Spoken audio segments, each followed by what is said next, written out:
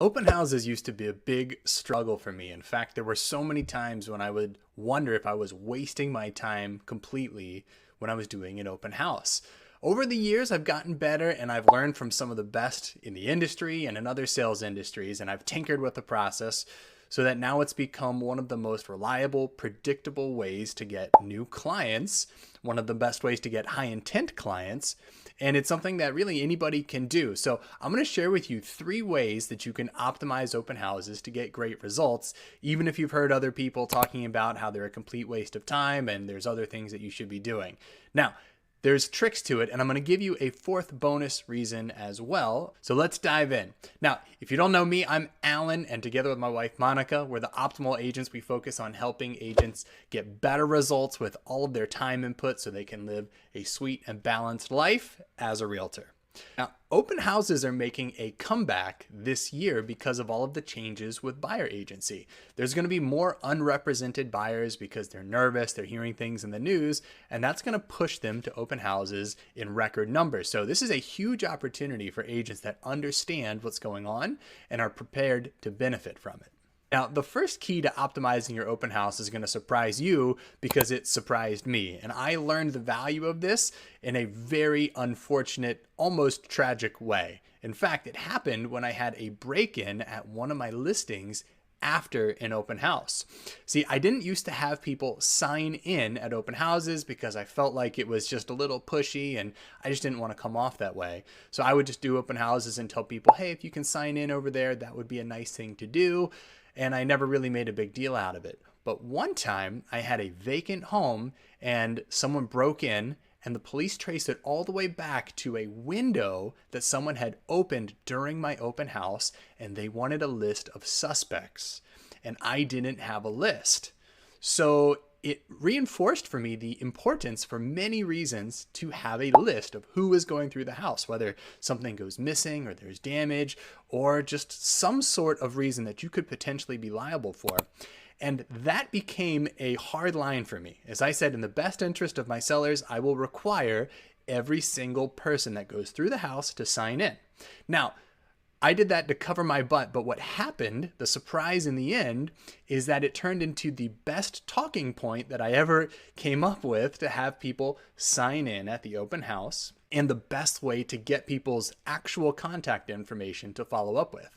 Because I would have them sign in, and I had a great talking point to do it to ease them into it, and I'll get to that in a second, but I always had them sign in on an iPad digitally so they couldn't mess up the writing or make it illegible. And then I would sync that up to my CRM so the contacts are going straight into the CRM, and then the follow-up was automated so that it would actually happen. And when I had those things in sequence, the open house results went through the roof. So we'll come back to that follow-up automation sequence in a minute. So the first thing that you've got to optimize at an open house is the sign-in process. Because if they're not signed in, you can't follow up with them, you can't help your seller, and you're not going to get any good leads from it. So why'd you do it at all? So the sign-in is the first key. The second key is the greeting. What do you say to them when they walk in the door to start the dynamic off correctly? Now, I see a lot of people make this mistake. This is the most common mistake, is they say, hi, make yourself at home, but then they immediately get to, so tell me, do you have an agent? And they start asking if they have an agent so that they know where to put this person, and they're immediately qualifying the person. Now, that question is the wrong question for a lot of reasons. And the first reason is because they're just going to lie to you and tell you that they have an agent because they don't want to deal with any pressure that might come from saying that they don't have an agent. So immediately they're just going to say, oh yeah, we got an agent, just to try to keep you off their back. And that's going to put you in a position where now you don't know if they were telling the truth or not, and now you kind of have to push. So don't ask. Instead, ask them about their day and ask them about their home search. Here's a couple of examples. Say, hey, come on in, make yourself at home, enjoy the AC. I'll be around, I can answer any questions. Let me ask you a question. Have you guys been out looking at homes all day? And if they say that they've been out looking at homes all day, they've been going to open houses, there's a good chance they don't have an agent who could have shown them homes before, right? So that's a clue that maybe they don't have an agent. Their answer is going to drop a lot of clues as to their current agent status and their seriousness in the home search. Then ask them about their home search. Say, have you guys been looking at homes for a long time, or are you just kind of getting started? right? That's going to give you a lot of clues as to where they're at and whether or not they're working with someone. Then dig in just a little bit deeper if you've got a chance and say, hey, have you guys made any offers on homes so far? If they've already made offers, there's a good chance that they are working with an agent. And if they haven't, it's a good chance that even if they know someone and they're thinking about working with someone, they don't have an agency agreement in place yet. And then you can ask them, have you seen any homes that you really loved? And that will give you a clue as to where they're at in the process, if they're active or if they're serious or just kicking tires, or if they are not quite ready to buy yet. Now, what you're listening for in all of those things is, do they have an agent? Are they serious? Could they use some help? And then you're going to transition that into some information that you will use later on in the follow-up and say, great, so how did you find this house? Is this more or less what you're looking for? Are you looking for something a little bit different? And you're making notes in your mind as to what they might need and what they want. And so that you have something to follow up with them if they're not interested in this particular home. So your priority is to get to know them, to help them feel comfortable with you, to help them feel relaxed and willing to ask you questions if they need anything, is to understand them, right? The more you can get that relationship off to a good start with the dynamic and the understanding that you have of what they're looking to do, so that they're not feeling any pressure from you whatsoever, but they're feeling this helpful vibe, that's what you want to do. So yes, we want them to sign in, but you don't necessarily want to push that right away, right? So you're easing into that. And then you want to say at some point, hey guys, please make sure that you sign in. I need to have a complete list of everyone that's been through the house for liability purposes. It's a requirement for my office. So please make sure you sign in. There's an iPad right there. Sign in for both of you, please.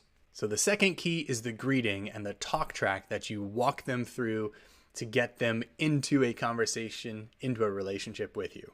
And the most important part of that conversation, aside from getting them to sign in, is to start to find out what is it that they're looking for, or to find some sort of reason to follow up with them. And that takes us to the third point, the critical part, number 3, the follow-up. You've got to have some reason to get back in touch with them. Here's a couple of great options. Number 1, if you've got multiple offers on the house, you can follow up with them to let them know that there's offers on the house. Number 2, you can find out if they're interested, and it looks to them as you're just serving the best interest of the seller, which is in fact in the best interest of the seller. And it makes you look like a great agent, the kind of agent they want to work with that's doing a good, diligent job with the duties of your role as an agent. And number 3, you're getting feedback on the house for 2 reasons. One, as it relates to your seller and the feedback that they need to know, but really you're getting feedback for their interest and whether or not they're a serious buyer. Now you know what they might be looking for, and you're going to transition that into some other options. So you can say, so it sounds like this is not a candidate for you. Thank you for sharing that with me. I appreciate that. I'll share that with the sellers so that they don't have their hopes up. However, I did just see a home down the street that might be a great option for you. Let me see if I can track that down and maybe we can check it out sometime. Right? So you're assuming that the relationship's going to continue. You're looking for a way to help them. The minute you become the person helping them, you become the realtor by default, whether or not there's things signed or there's a conversation about it. When they are looking to you for help and you're the one helping them, you've become the realtor. That's the moment that you've earned the client. Now, when should you follow up? The same exact day as the open house. Follow up 2 to 3 hours after the open house. I found a crazy difference in the pickup rate, in the conversation, in the receptiveness when I follow up the same day, because the relationship is still fresh, it's still open, and it just makes sense that you would do it. Now, the challenge is you've been out all day doing open houses, you've had a busy, crazy day. So that's where you can use automations, right? You get them sign in on an iPad or on an app that connects to your CRM so that that first text message follow up or phone call, however you're going to do it. Phone call is better, but text message probably more realistic, so that that goes out the same day, and then you can continue the conversation and start taking them step by step down the road towards their next house, or possibly making an offer on the house that you just did the open house for. So those are 3 keys to optimizing your open house. Now, I told you there was a bonus, And number 4 is the traffic. If you can get more people to the open house, you will get more leads, right? Now, the biggest traffic source, of course, is going to come from the internet, right? Zillow is the first place that people look for open houses, and people typically plan their approach a few days in advance. There's a lot of last minute people that are out and about, but a lot of times people will put together a list of homes that they want to see that weekend. So you want to make sure that you've publicized the open house early enough in the week so that you catch those weekend planners ahead of their weekend planning. Now, the second thing that you can do is get drive-by traffic. The more street signs that you can funnel out to the busier streets in the area, the better. Some people will do a mega open house with 20 to 30 signs. That's a great way to do it, especially if you're in an area where you can leave the signs up all weekend or all week. That is a fantastic thing to do.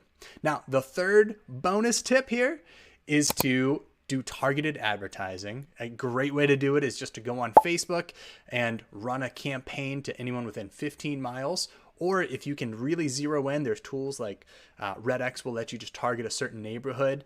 That way you can make sure that all of the sellers in the neighborhood see that open house and they show up and they talk with you about the sale of that home. Oof, that's the chef's kiss. That's what you're looking for. So you optimize the traffic and the conversion along the way. Open houses are going to be a fantastic source of business for you because these are the people that are looking to buy and sell real estate. They're ready to take their time and go get to work. So these have a fantastic conversion rate if you know what you're doing.